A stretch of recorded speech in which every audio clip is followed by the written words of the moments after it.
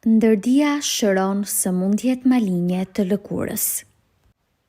Shërimi i vetvetes është gjithnjë provë më bindëse e fuqisë shëruese të ndërdijes. Para afro 40 vjetësh, më shkoi përdore që me anë të lutjes së pandërprerë të lirohem nga sëmundja kanceroze malinje. Terapia medicinale nuk pati sukses në ndalimin e përparimit të sëmundjes, e cila gjithnjë e më tepër merrte hovë. Ju drejtova fesë. Prifti i talentuar, i pajisur me njohuri të thellë të psikologjisë, ma shpjegoi domethënien e fshehur të psalmit numër 139, i cili veç të tjerave thoshte: Ende të patrajtuar më panë sytë e tu. Në librin tënd ishin të shkruara të gjitha ditët, ishin të njohura, megjithse asnjë s'ishte ende prej tyre. Më kishte thënë se shprehja libër në realitet është ndërdia ime, e cila ka dhënë formën dhe i ka derdhur në kallëp të gjitha organet e mia vetëm nga një qelizë e padukshme. Më pati theksuar se ndërdia në po atë mas që është krijuar e trupit tim, të njëjtën mund ta përtëri e ta shëroj, pasi që ajo tashmë posedon formën e përsosur ose formën për veprim të tillë. Prifti pastaj ma tregoi orën e vet duke më thënë: Këtë send dikush e ka punuar. Së pari, ortari e ka krijuar idejnë në mendjen e vet dhe vetëm pas kësaj ore është bërë pjesë e së vërtetës objektive. Po që se prishet, ai me që vetë ka shpikur, lehtë do ta riparoj. Pastaj më përkujtoi se ndërdia si krijuese e trupit tim vepron plotësisht sikurse ortari dhe se është në gjendje ta shëroj, ta përtëri dhe t'u jap kahjen e duhur të gjitha funksioneve jetësore dhe proceseve në brendi të trupit tim. Mirë po, edhe unë duhet i jepja urdhrin gjegjes, ta nxitja, duke ja drejtuar idenë për shëndet të përkryer. Kjo do t'ishte në fakt shkak, ndërsa shërimi im do të ishte rezultat. Lutesha në mënyrë shumë të thjeshtë, si vijon. Trupi im dhe të gjitha organet janë vepër e mençurisë së paskajshme të ndërdijes ime, e cila di se si të më shëroj. I ka krijuar indet, muskujt dhe eshtrat e trupit tim. Tash i reke transformimit të secilit atom të qenjes, të cilin, si që ndjej, do të ma sjell. Është vepër e mrekullueshme e inteligjencës krijuese në vetë mua. Lutesha me zë 2 ose 3 herë në ditë nga 5 minuta. Pas më shumë se 3 muajsh, lëkura ime përsëri ishte në gjendje të përkryer. Si të shihet, ndërdia, ja thosha vetëm formulat jetësore të tërësisë, të bukurisë dhe të përsosshmërisë në fakt, të cilat u azinin vendin mendimeve dhe formulave negative të vendosura thellë në ndërdijen time dhe shkaktarëve të gjitha kokçarjeve të mia.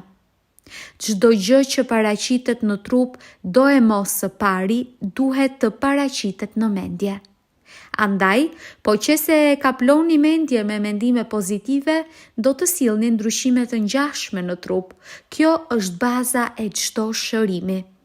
Të mrekullueshme janë veprat e tua, po shpirti im mirë e di.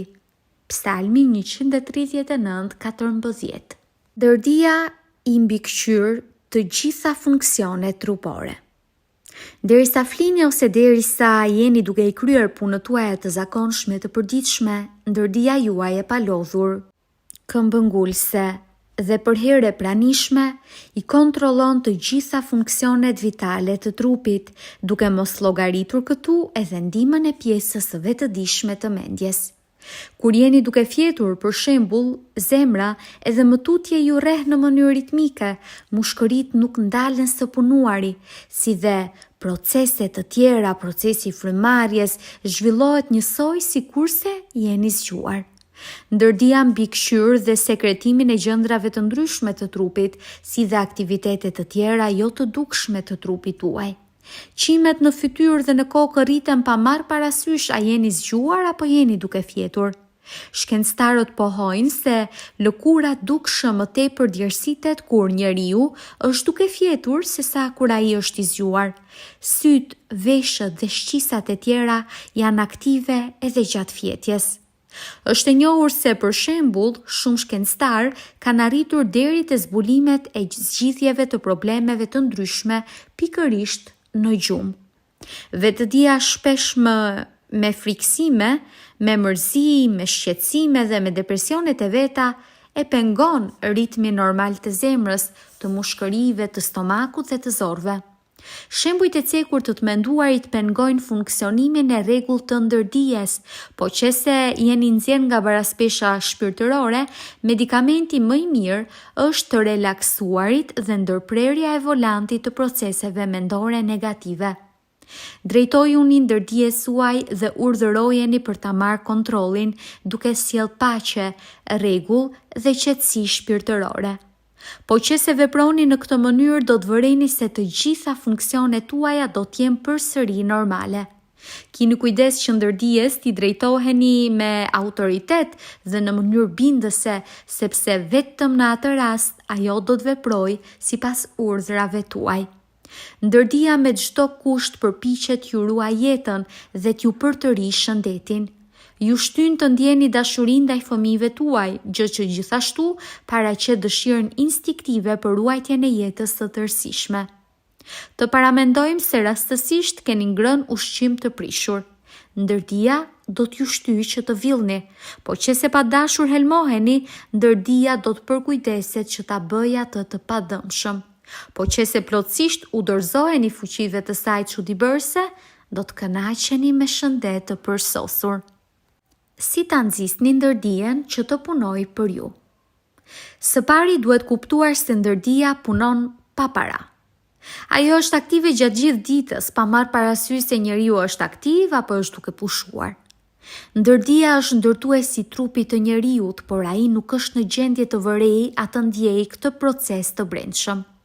Secili prej nesh vendos lidhje vetë me vetëdijen e vet, prandaj edhe është e rëndësishme që vetëdia të punësohet me mendime pozitive, t'i jepet kahje për dashuri, për realitet, për drejtësi dhe për mirëqenie. Pa më dyshje, kushtojini kujdes të duhur vetëdijes suaj, duke pasur ndërmend faktin se ndërdia juaj vepron vetëm e vetëm në pajtim me mënyrën e të menduarit tuaj, respektivisht përdoreni pjesën e vetëdijshme të mendjes suaj. Mbani mend se sikurse uji që merr formën e gypit nëpër të cilin rrjedh, ashtu edhe principi jetësor në brendin tuaj lëviz në pajtim me natyrën e mendimeve tuaja.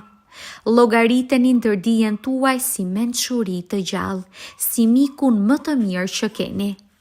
Në mënyrë të paluhatshme, besoni se ndërdia juaj pa ndërprerë është aktive tek ju, se ju sjell gëzim, frymëzim, përparim. Po vepruat kështu, do të fitoni reaksionin e dëshiruar. Ju është dhënë vetëm ajo çka besoni. Principi shërues i ndërdijes për të rinë nervin e shkatëruar të syrit. Rasti i njohur i zonjës Bire, i regjistruar në arkivin e spitalit në Lourdes të Francës, historikisht është vërtetuar dhe llogaritet plotësisht si autentik. Zonja Bire ka qenë e verbër. Mjekët patën konstatuar atrofin 100% të nervit të syrit. U drejtua për në Lourdes, siç kishte deklaruar vetë, dhe duke gjurmuar pas çfarëdo shprese, ajo përjetoi një shërim të mrekullueshëm. Ruth Cranston merrej me hulumtimin e rasteve të ngjashme në Lourdes dhe për të shkruante në revista të ndryshme. Duke cekur zonjën Bire në vitin 1955 shkruan: Në Lourdes, në mënyrë të pabesueshme, u kthye shikimi. Ajo përsëri shihte në mënyrë të përsosur, edhe pse, siç pohonin analizat e shumta mjekësore, të gjithë nervat e syve i kishte plotësisht të pajetë e të pavlerë. Vetëm pas një muaji ju kthye mekanizmi pamor në gjendje normale. Deri atëherë, së paku, në bazë të asaj që kishin konstatuar ekspertët e mjekësisë, ajo shihte me sy të vdekur. Disa herë kam qenë për vizitë në Lourdes, isha dëshmitar i një numri të madh shërimesh të ngjashme. Rreth kësaj çështjeje do të flasim në kapitullin vijues se si në vende të tilla të shenjta të krishtërimit e jo të krishtërimit në mbar botën, në të vërtet kohë pas kohe, vjen deri te disa shërime të pashpjeguara. Zonja Mbire me siguri nuk e shëroi kurfar uji i bekuar i tempullit, por ndërdija e saj që në mënyrë të drejtë reagoi ndaj besimit të saj. Principi shërues i vendosur në ndërdijen e saj i është përgjigjur natyrës së mendimeve të saja. Të besuarit, siç është e njohur, paraqet mendimin që ka arritur në ndërdije, ku është pranuar si e vërtet absolute. Mëtej, mendimi i pranuar kryhet automatikisht. Zonja Bire, sipas të gjitha gjasave, në këtë vend të shenjtë të krishtërismit, kishte ardhur e shtyrë nga një besim dhe nga një shpresë shumë me fort, thellë e bindur se do të shërohej. Ndërdija e saj reagoi mu në pajtim me këtë dhe liroi fuqitë e veta shëruese, gjithnjë të pranishme. Ndërdija, si krijuese e syrit, me siguri është në gjendje që përsëri të jetësoj nervin e vdekur të syrit. Çdo gjë që është krijuar një herë, principi krijues është në gjendje ta rikrijojë. Secili nga ne i ndodh vetëm ajo që beson. Si ti përcillet ndërdijes ideja për shëndet të përkryer. Prifti protestant, të cilin e njoha në Afrikën e Jugut, ma përshkroi metodën e tij të bartjes së idesë për shëndet të përkryer në ndërdijen e vet. Dërgje nga kanceri i mushkërive, ja përshkrimi i shkurtër i teknikës së tij. Disa herë në ditë relaksohesha me shpirt dhe me trup. Relaksimin e trupit e arria mendimin e fjalëve si i liroj shputat e këmbëve, nyjet e këmbëve, shpatullat e këmbëve, muskujt e barkut, zemrën dhe mushkërit, kokën e liroj tërë qenjen time. Pas 5 minutash do të kotem dhe t'i shqiptoj këto fjali. Përsosshmëria e Zotit shprehet nga unë. Ideja për shëndet të përkryer më depërton në ndërdije. Atë pamje që Zoti e ka për mua është figurë e qenies së përsosur dhe ndërdija ime e ka për mua këtë figurë të përsosur, e formon trupin tim në pajtim me këtë pamje që gjendet në mendjen e Zotit. Prifti ka përjetuar shërim të plotë. Përvoja e tij është shembull i mënyrës së lehtë dhe të thjeshtë e përcjelljes së idesë për shëndet të ndërdijes së vet. Fantazimi, që është nën kontrollin e plot, paraqet edhe një mënyrë të futjes së idesë së shëndetit në ndërdije. Njeriu të sëmur nga paraliza funksionale i udhëzova që ta paramendonte veten se si sillet rreth zyrës së vet, e prek tavolinën e punës, përgjigjet në thirrje telefonike dhe i kryen të gjitha punët e zakonshme që do t'i kryente sikur të ishte i shëndosh. I shpjegova se idenë e tillë për shëndet të përkryer, ndërdija e tij me siguri do ta pranonte. Ai u mishërua me detyrën dhe vërtet në mendime e ktheu zyrën e vet. Menjëherë u hetua se ndërdija u nis për të kryer detyrën konkrete. Pas disa javësh, te ky lloj vetkushtëzimi, në shtëpi të tij cingëroi telefoni. Skenari ishte caktuar që përpara, kështu që ndihmës shtëpiakja dhe bashkëshortja rastësisht ndodheshin jashtë shtëpisë. Edhe pse telefoni gjendej gati 5 metra larg shtratit të tij, megjithatë ai e ngriti dëgjuesen. Në këtë moment, ai krejtësisht ishte i shëruar. Fuqia shëruese ishte përgjigjur për fytyrimit të cilin pa ndërprer ja përcjellte dhe kështu pasoi shërimi. Problemi i tij qëndronte në bllokimin mendor që i pengonte ngacmimet nga truri për të depërtuar deri te gjymtyrët. Në çastin kur vëmendjen e kishte përqendruar ka fuqia shëruese, pengesa është evituar dhe ai përsëri ishte në gjendje të ecte e të punonte. Çfarë duhet mbajtur mend? Ndërdia i mbikëqyr të gjitha proceset trupore, si dhe i posedon përgjigjet e të gjitha pyetjeve. Pak para se të flini, ndërdijes drejtoja një kërkesën, si dhe vërtetoja një vetes të ekzistuarit e fuqisë çuditëbërëse të saj. Çdo gjë që e futni në ndërdije do të dalë në dukje si veti, si përvojë as si ndodhi. Prandaj, zgjidhni me kujdes idetë dhe mendimet që ja dërgoni ndërdijes. Ligji i aksionit dhe i reaksionit është universal. Të menduarit paraqet aksionin, ndërkaq përgjigja menjëhershme e ndërdijes është reaksioni. Kujdesuni për mendimet tuaja. Çdo frustracion bazohet në dëshirën e paplotësuar. Po u kushtua tepër rëndësi pengesave, shtyrjeve dhe vështirësive, do t'ju pasojë reagimi i gjegjës i ndërdijes. Kësaj ju punoni kundër së mirës tuaj. Po qese me vetëdije dhe haptas përsërisni, besoj se fuqia e ndërdijes në këtë çast, duke përdorur edhe trupin tim, është duke ma plotësuar dëshirën e menduar, do ta ndjeni qarkullimin e principit jetësor në përbrendinë e trupit dhe të shpirtit tuaj. Të gjitha vështirësitë do të zhduken. Frika, shqetësimi dhe mërzia e çrregullojnë ritmin normal të punës së zemrës, të mushkërive dhe të organeve të tjera. Ushqejeni ndërdijen me mendime rreth harmonisë, rreth shëndetit, rreth paqes, në mënyrë që të gjitha funksionet trupore përsëri të jenë normale. Pjesa e vetëdijshme e mendjes suaj gjithnjë le të shpresoj për mirë, sepse ndërdija do të kujdeset që me besnikëri ta reproduktoj mënyrën tuaj të menduarit. Paramendoni përfundim të mbar ose zgjidhje të problemit tuaj. Ndjeni gëzim për qëllimin e realizuar, sepse çdo gjë që mendoni a ndjeni, mendimën e ndërdijes do të shndërrohet në realitet.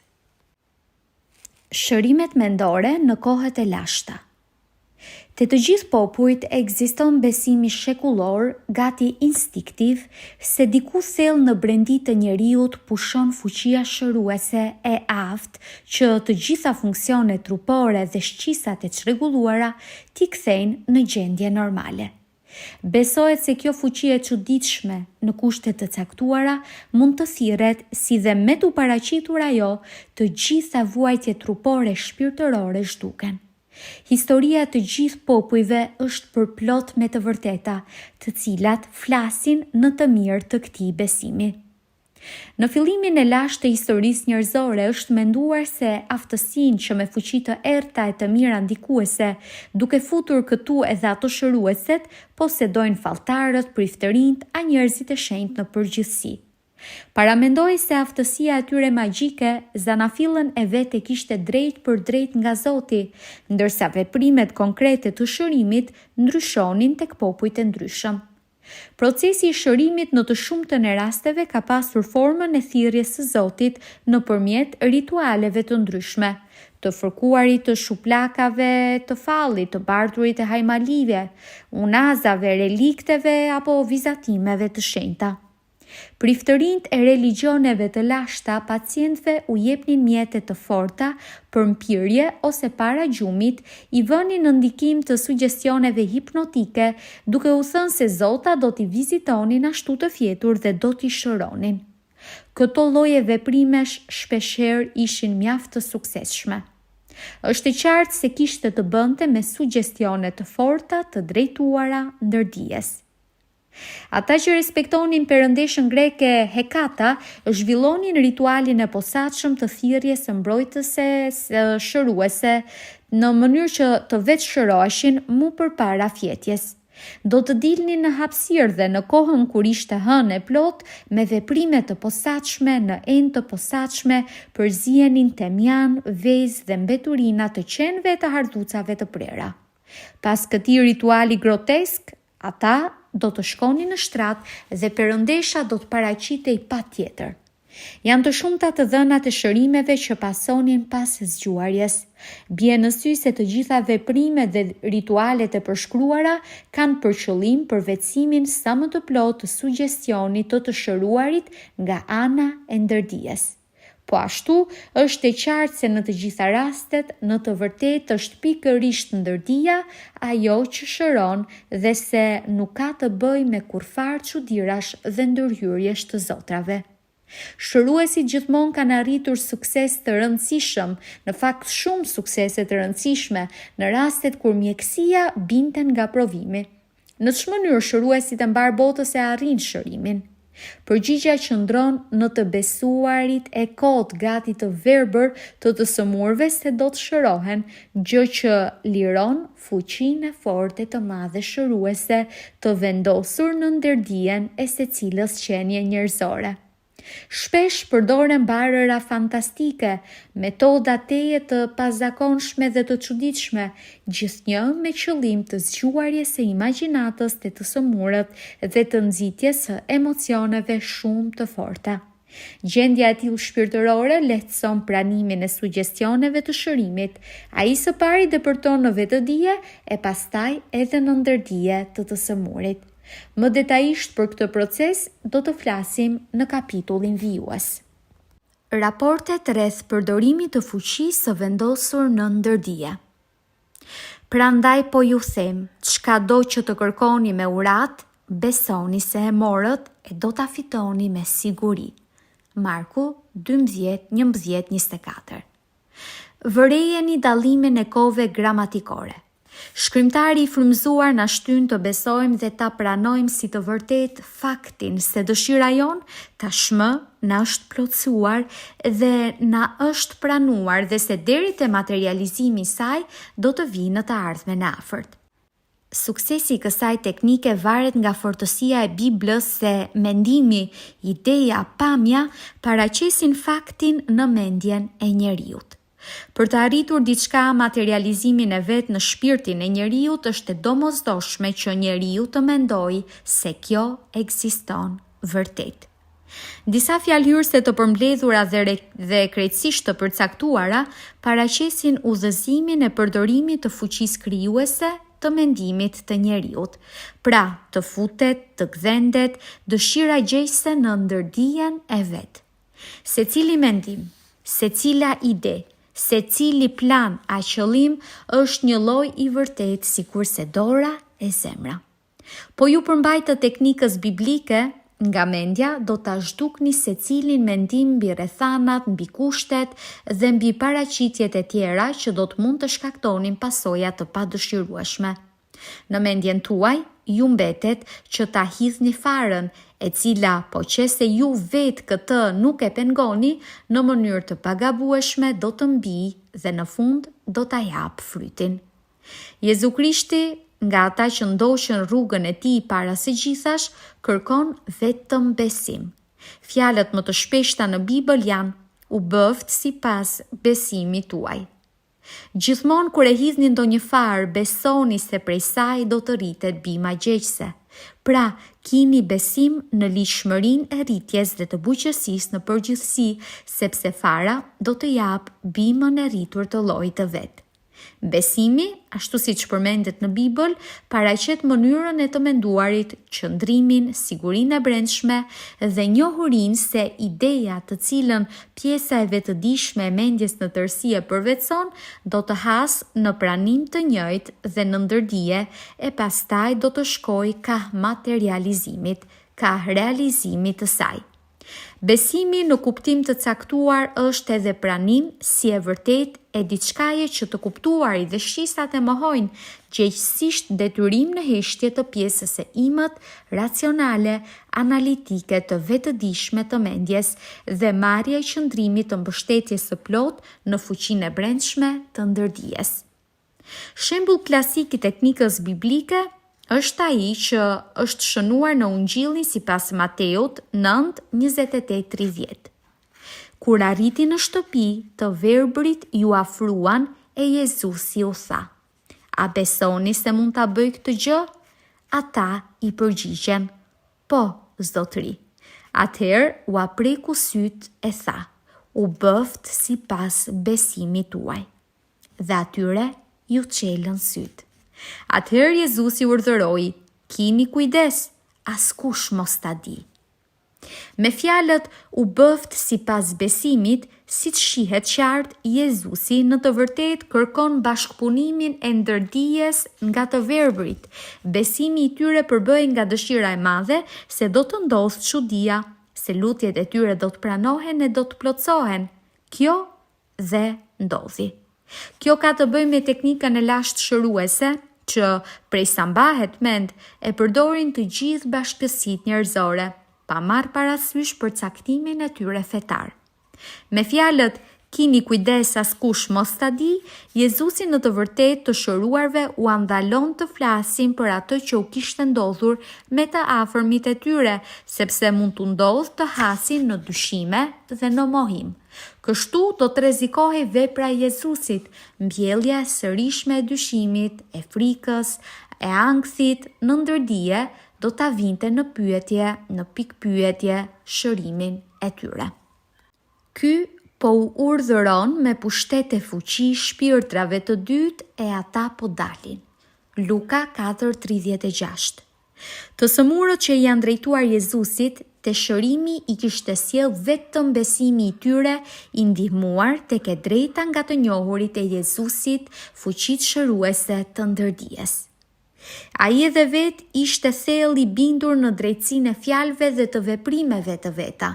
Jezusi të sëmurve u bëri të njohur aftësitë e mendjes subjektive të tyre dhe me besimin e vet të thellë e të pabëzajshëm që kishte për fuqinë shëruese, i ndryshoi formulat negative dhe ato dëmtuese të menduarit, të ngulitura në ndërdijen e tyre.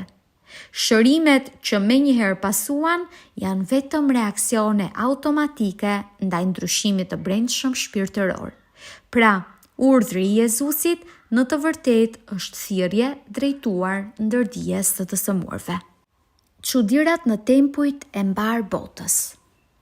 Është i njohur fakti se nëpër tempuj dhe nëpër faltore të shumta të Japonisë, të Indisë, të Evropës dhe të Amerikës, është regjistruar numër i madh i rasteve të shërimit. I kam vizituar disa vende të këtilla në Japoni, në faltoren e njohur Diabutsu, që ndodhet statuja kolosale e bronzët e Budës. Pozita e tij është e ulur, duart i ka të kryqëzuara, kokën e ka të ngritur në pozitë e ekstazës së thellë kontemplative, ndërkaq lartësia e tij arrin 15 metra dhe quhet Buda i Madh. Kam parë një numër të madh të rinj dhe pleq se si i linin ofertat e këmbët e tij. Para, pem, oriz dhe portokaj, ndisnin qirinj, ndihej era e temjanit dhe zhurma e lutjeve të shumta. E pa të vërejtur një vajzë duke murmuritur disa fjalë të partikuluara. Ishte përkullur thellë në shenjë përshëndetjeje, pastaj i la 2 portokaj dhe e ndezi një qiri. Një koqiri më shpjegoi se ajo vajzë para ca kohësh e kishte humbur zërin, i cili ju kthye mu në këtë tempull. Prandaj, ajo i dërgon mirënjohje Budës, që sipas besimit të saj ja kishte sjell shërimin. Në të vërtetë, vajza që nga fillimi ka qenë thellë e bindur se Buda do t'i ndihmoj, po që se ajo e kryente ritualin e caktuar, agjeron një kohë të gjatë dhe e ofron sakrificën gjegjëse. Me këtë, ajo në të vërtetë vetëm e kushtëzonte ndërdijen e vet dhe drejtonte ka shërimit. Rezultati pozitiv nuk kishte munguar. Ja edhe një ilustrim të fshehur në kujtesën për besim të pakushtëzuar, do t'ju përshkruaj rastin e kushëririt tim të sëmurë nga tuberkulozi. Mushkëriti kishte të dëmtuara rënd.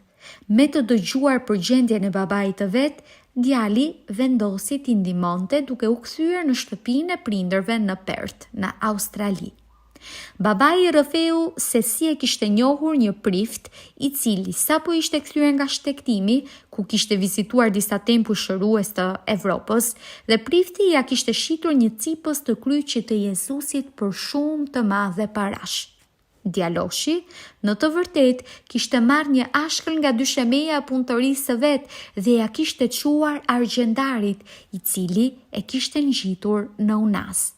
Babai I rrëfeu se si shumë vet ishin shëruar me të prekur këtë unas e cila kishte prejardhjen nga ajo ashkël. Rrëfimi e kishte nxitur imagjinatën e babait deri në atë mas sa që zotriu I prakur e kishte rrëmbyer unazën, e kishte vendosur në gjoks, ishte lutur në heshtje dhe kishte fjetur. Në mëngjes, ai ishte plotësisht I shëndosh.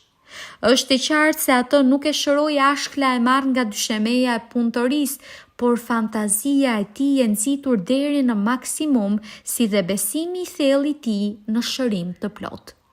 Bashkimi I imagjinatës dhe I besimit, gjëqësisht bashkimi I ndershmërisë subjektive, solli shërimin.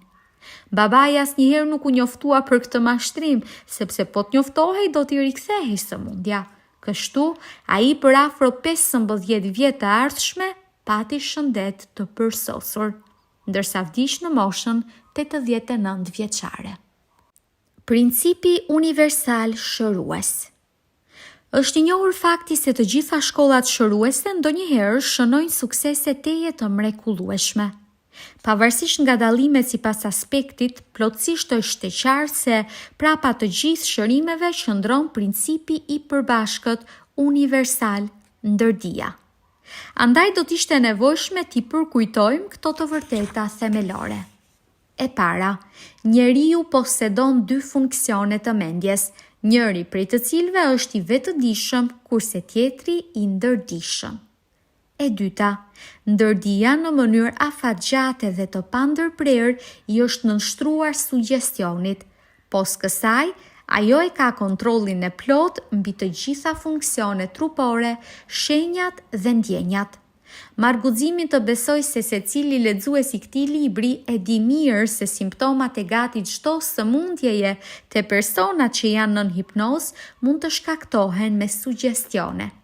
Njeriu I hipnotizuar për shembull mund të ketë temperaturë, mund të ketë ethe, mund skuqet e tjerë, pikërisht sipas sugjestionit që e pranon. Eksperimentet kanë dëshmuar se personi hipnotizuar, po që se ashtu I urdhërohet, mund ta humbas aftësinë të folurit, të ecurit, atë ndonjë gjëje tjetër. Kështu për shembull, të hipnotizuarit nënhund mund t'i vendoset një gotë me ujë dhe t'i thuhet: "Dëgjo, ky është speci bluar, merri erë mirë." Kur I merr erë, ai do të fillojë të shti. Ç'është sipas mendimit tuaj ajo që shkakton të shtitjen? Uji apo sugjestioni? Po qëse të hipnotizuarit, të cilit më herët I është thënë se është alergjik ndaj barit të pezmit, te hundët I afroni çfarëdo luleje artificiale ose gotës brazët, duke I thënë se pikërisht ky është bari I pezmit, tek ai do të pasojë reaksioni tipik alergjik me të gjitha simptomat përsjellse. Një zhvillim I tillë ngjarjesh tregon qartë se shkaku I sëmundjes qëndron në mendjen e njeriut, prandaj edhe shërimi paraqet një proces mendor. Të gjithëve na janë të njohura shërimet me ndihmën e ritualeve dhe të veprimeve të ndryshme pseudomedicinale afetare. Por gjithashtu është e qartë se në të gjitha rastet ndërdia është shëruesi vetëm dhe I vërtetë. Ja se në çmë mënyrë ndërdia e shqëron prerjen gjatë rojës, ajo në mënyrë të përsosur di si ta bëj këtë.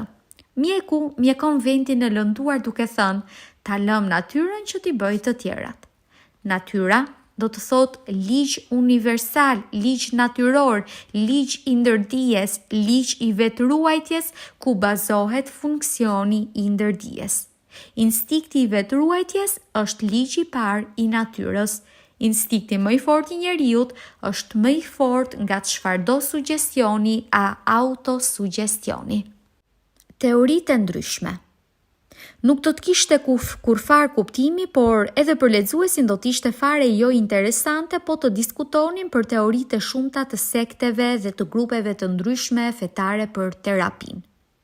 Shumica pohojnë se posedojnë të vërtetën e veçantë dhe atë të vetme, gjëqësisht se vetëm teoria e tyre sjell rezultate pozitive. Kjo natyrisht nuk është dhe nuk do të jetë e vërtet, siç është treguar në këtë kapitull. Jemi të vetëdijshëm se ekzistojnë lloje të ndryshme të shërimeve. Mjeku austriak Franz Anton Mesmer, i cili ka punuar në Paris, ka zbuluar se duke afruar magnetin te trupi i sëmur arrihen shërime të mrekullueshme. Shërime të ngjashme arrinte edhe mendimin e copëzave të tjera të ndryshme të qelçit ose të metalit. Më vonë, ai e ndërpreu këtë metodë duke pohuar se deri të shërimi arrihet për shkak të magnetizimit animal, si dhe duke vendosur teorinë që shëruesi të sëmurit t'ia përcjell energjinë mirëbërëse. Në punën e vet të mëtejshme, ai përcaktohet për shërim me ndihmën e hipnozës, e cila sipas tij fillon të quhet mesmerizëm. Kolegët e tij mendonin se për të gjitha shërimet duhet të ishte mirënjohës vetëm sugjestivitetit. Të gjitha grupet e përshkruara të ekspertëve dhe të pseudo-ekspertëve, psikiatrit, psikologët, osteopatët, mjekët, fallxhinjtë dhe shëruesit fetar, e përdorin fuqinë e njëjtë universale të vendosur në ndërdijen njerëzore. Secili prej tyre pohon se deri te shërimi arrihet pikërisht për shkak të teorisë së tyre, mirëpo procesi i shërimit paraqet qëndrim saktësisht të caktuar pozitiv mental, qëndrim të brendshëm ose mënyrë të menduarit të brendshëm që quhet religjion, besim, bindje.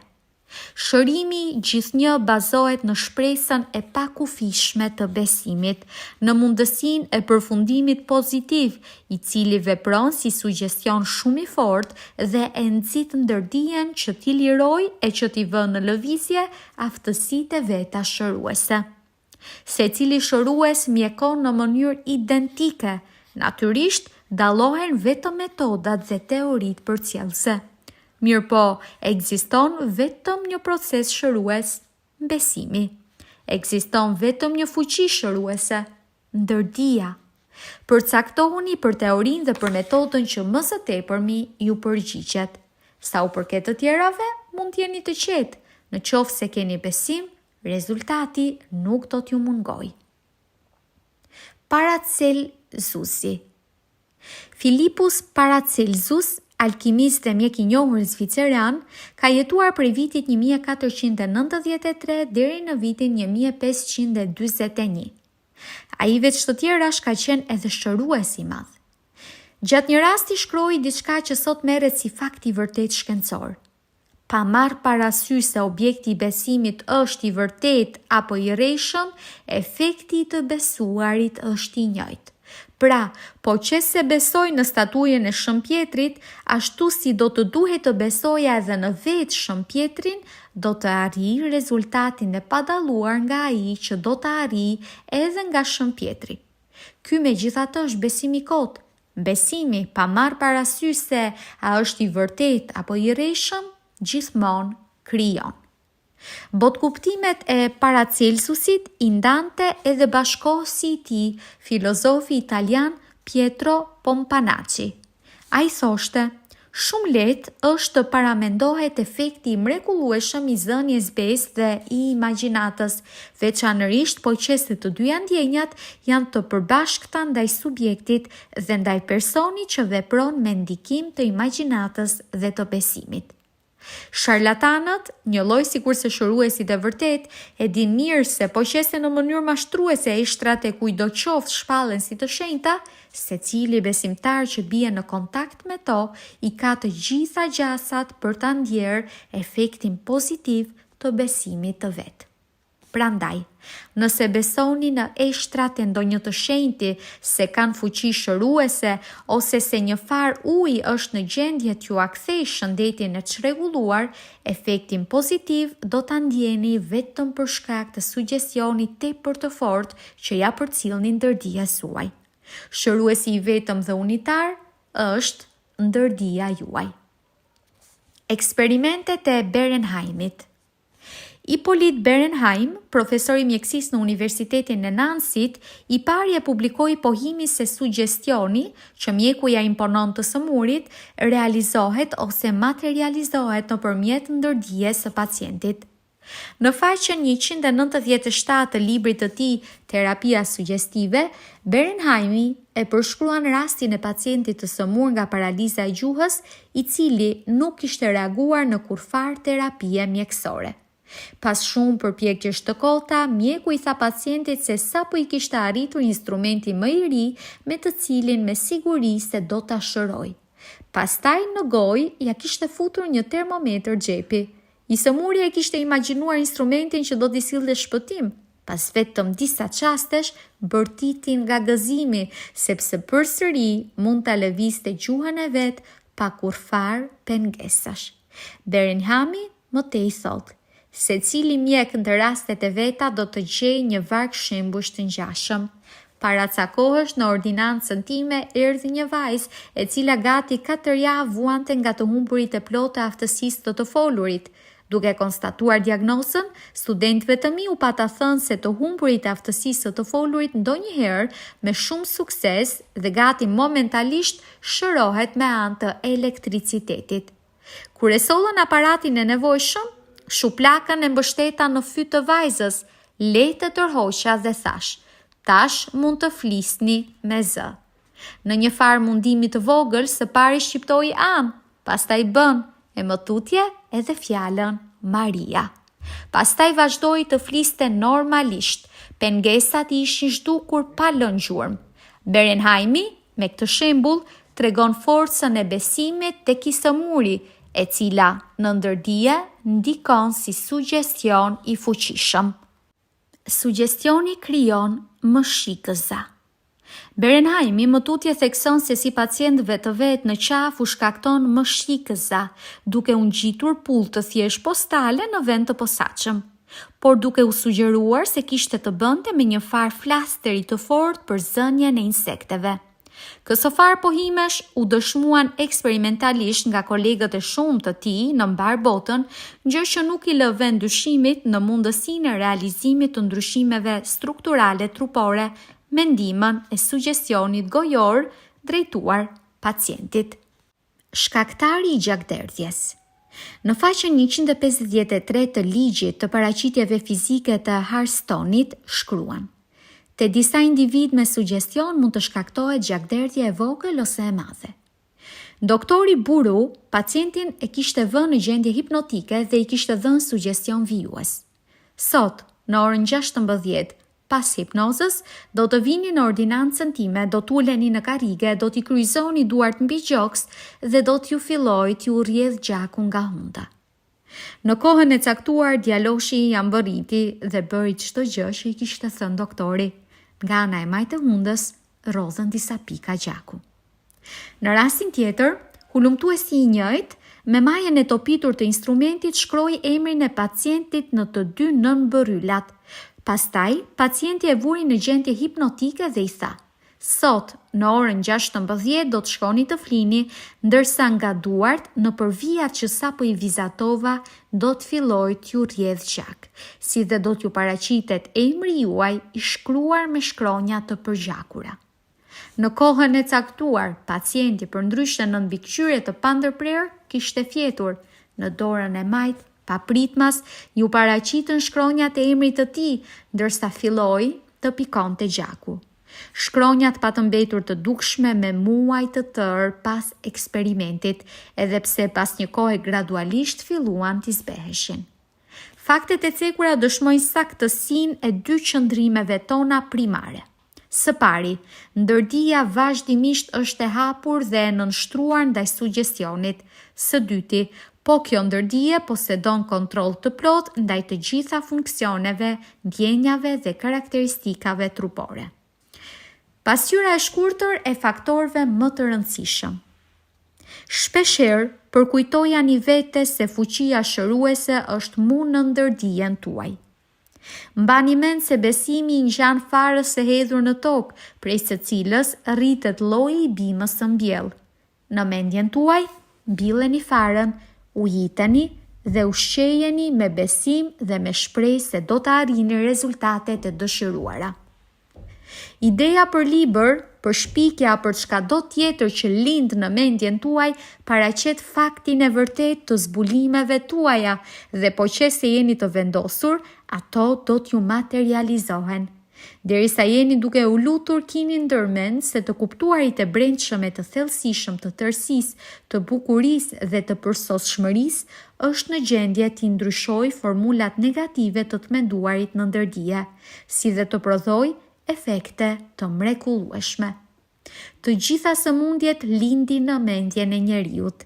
Secilës paraqitje trupore domosdo i paraprin formulari gjegjës mendor. Sugjestioni nën hipnoz është në gjendje të shkaktojë paraqitjen e simptomave gati të secilës sëmundje. Me këtë mënyrë tregohet qartë fuqia e mendjes së njeriut. Është vetëm një proces i vetëm dhe unitar i shërimit. Besimi është vetëm një fuqi shëruese, ndërdija. Efekt të njëjtë do të keni pavarësisht se objekti i besimit është i drejtë apo i rrejshëm, ndërdija reagon ndaj mendimit të ligë në vetëdije. Mjafton që besimin ta kuptoni si mendim të lindur në vetëdije.